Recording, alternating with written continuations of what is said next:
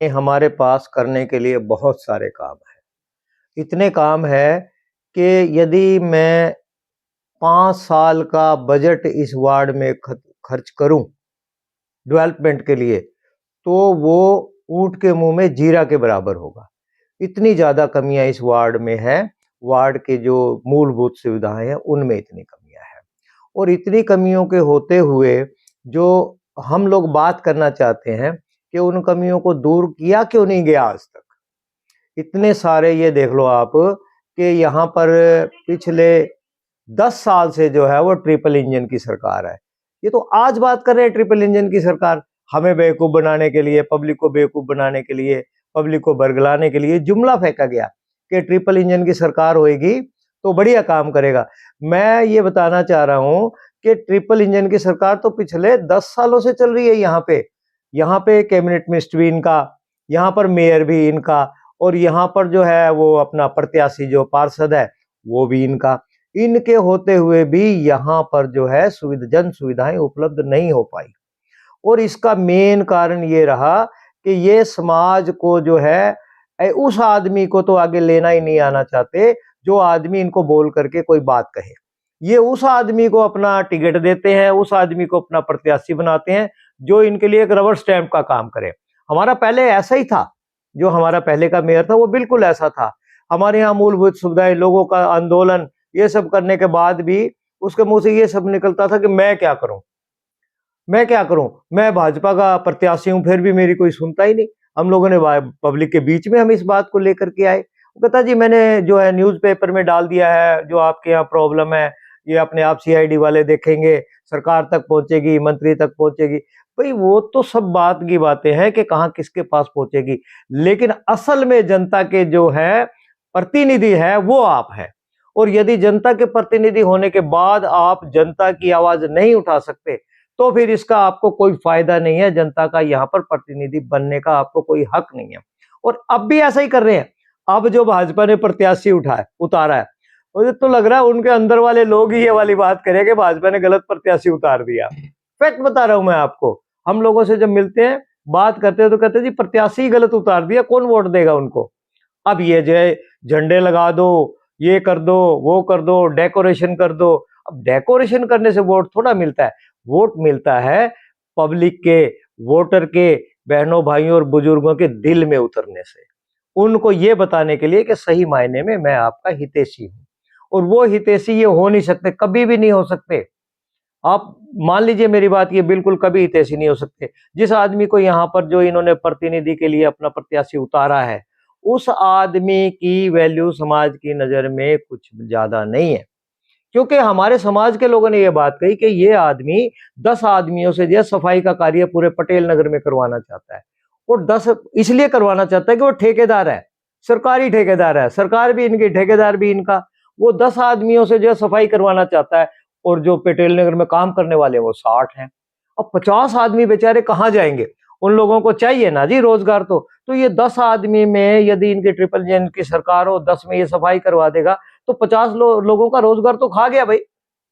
हम बात कर रहे हैं कि रोजगार लोगों को मिले, ये बात करें कि रोजगार लोगों का कैसे खाया जाए।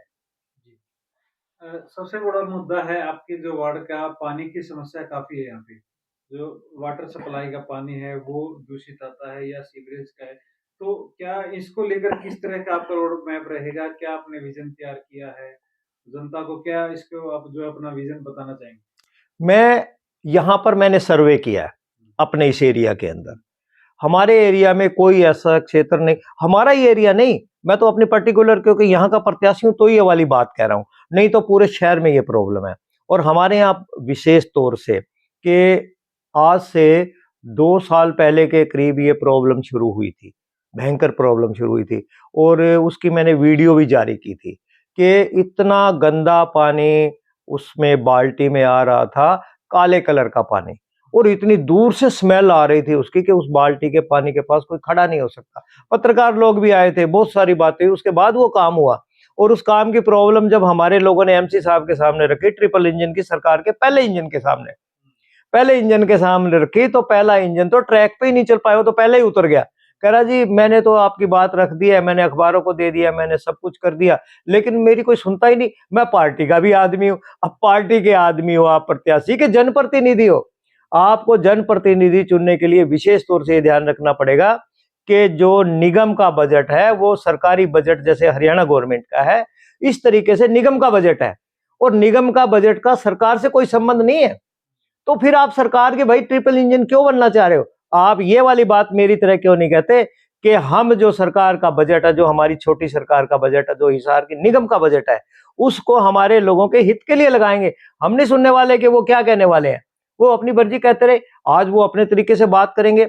और उन्होंने ये चला भी दिया कि सरकार ने पैसा कैसे कमाना है। प्रॉपर्टी आईडी को लेकर के इतना जबरदस्त फ्रॉड हो रहा है। मुझे एक मेरे दोस्त बता रहे थे कि उन्होंने ये किया कि भाई मेरा प्रॉपर्टी का प्लॉट है, मेरा इतने गज का है और मैं उसको डिवाइड करना चाह रहा हूँ। बेचारे को सीधा सा कह दिया पहले तो भाई पैसे भरो 200 प्रति स्क्वायर गज के हिसाब से। अब जिसका 200 गज का हुआ 40,000 रुपये भरो भाई। प्रॉपर्टी का मालिक खुद, सब कुछ उसका, और पैसे इनको दो बार डिवाइड करने के। तो ये मतलब ये सब क्या है? ये सब जो है लोगों को बरगलाने का तरीका है कि हम कैसे भी करके पब्लिक से पैसा वसूले। और ये जो हमारा जो यहाँ का एमसी था जिसकी मैं प्रॉब्लम कह रहा हूँ कि भाई पानी की और इसकी सीवरेज की, इतना बेकार सा साबित हुआ हमारे लिए। एक बात तो इसने लोगों को बरगलाने का जबरदस्त प्रोग्राम किया। आप इसको फोन कर दो, आधी रात को फोन कर दो, ये आके खड़ा हो जाएगा, काम नहीं होएगा। अब ये पॉलिसी काम नहीं आने वाली। आज लोग पसंद कर रहे हैं कि काम करें, मीठा ना बोले। यदि आपसे नहीं हो रहा है तो स्पष्ट बोले। मेरे एक मंत्री के साथ बढ़िया संबंध रहे हैं, मैंने उसको एक केस कहा, मैंने कहा भैया ऐसे ऐसे बात है, मुझे तो स्पष्ट बता दो कि भाई आपने इसमें काम करना है कि नहीं करना। उसने मुझे कहा जी मैंने तो सारे घोड़े दौड़ा लिए, मैंने फोन काट दिया। मैं क्या, हमें ऐसा मंत्री नहीं चाहिए भाई जो सारे घोड़े दौड़ा ले। हमें तो वो आदमी चाहिए जो सरकार के सामने खड़ा होकर के ये कहे कि मैं जो कह रहा हूं इसको सही या गलत साबित करो।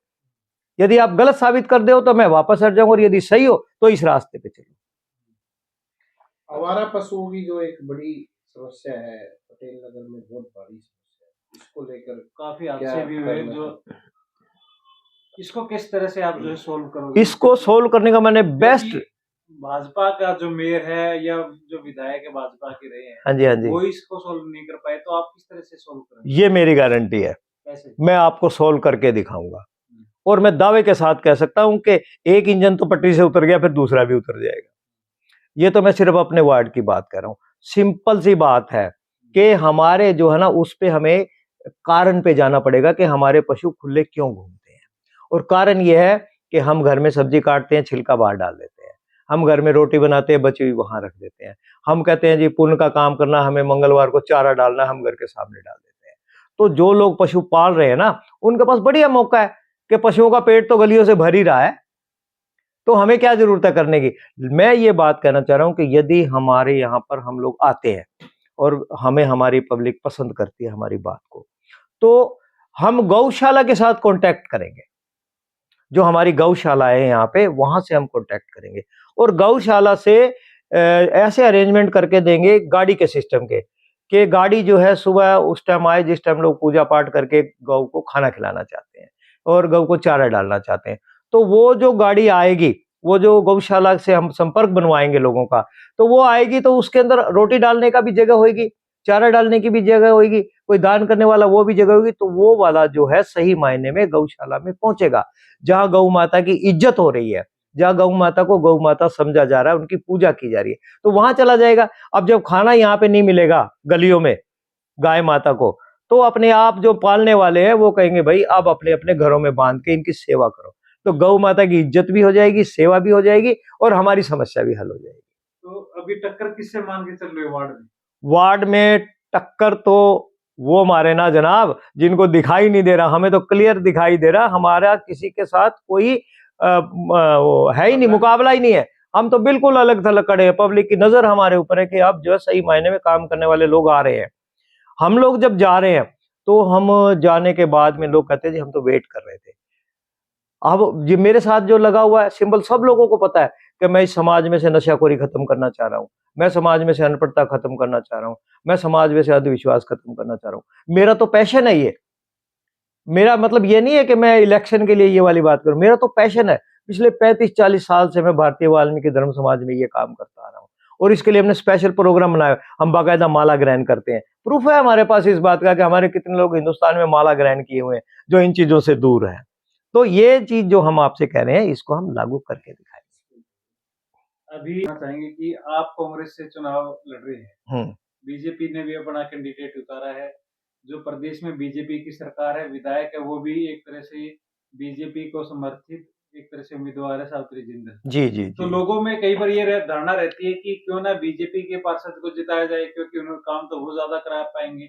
आप कांग्रेस में है, क्या पता जो बीजेपी के जो है ये मैसेज होता है कि यदि हम सरकार के खिलाफ जो लोग लड़ रहे हैं उनको जिता देंगे तो वो काम नहीं कर पाएंगे। मैं ये कह रहा हूं कि यदि सरकार के खिलाफ करने वाले लोग अपनी यहाँ पर निगम की बना चुके होंगे तो सबसे ज्यादा काम वो करेंगे, क्योंकि सत्ता भी उनके हाथ में होगी, बजट भी उनके हाथ में होगा, किसी से सुनने की जरूरत नहीं है। जी, कभी आप बाद में ये तो ना कहते जी मेरे तो सुनते नहीं है, मेरे नहीं सुनते, ये नहीं सुनते, मतलब ही नहीं पैदा होता। मेरे पास तो बिल्कुल तरीका है चलने के लिए। मैंने तो इसके लिए एक बढ़िया स्कीम बनाई हुई है कि मैंने हर जो हमारी गलियां छोटी छोटी कॉलोनीज है, 2-2 आदमी हर कॉलोनी से मैंने लेने हैं और उनका एक यहाँ पर एक सोसाइटी यूनियन टाइप की बना देंगे हम यूनिट। और वो यूनिट ये रहेगी कि जो बजट आएगा उनके सामने आएगा कि हमारे जो बजट है वार्ड का ये आया है और वो डिसाइड करेगा हमारी प्रायोरिटी क्या है। अब देखिए काम कैसे होता है।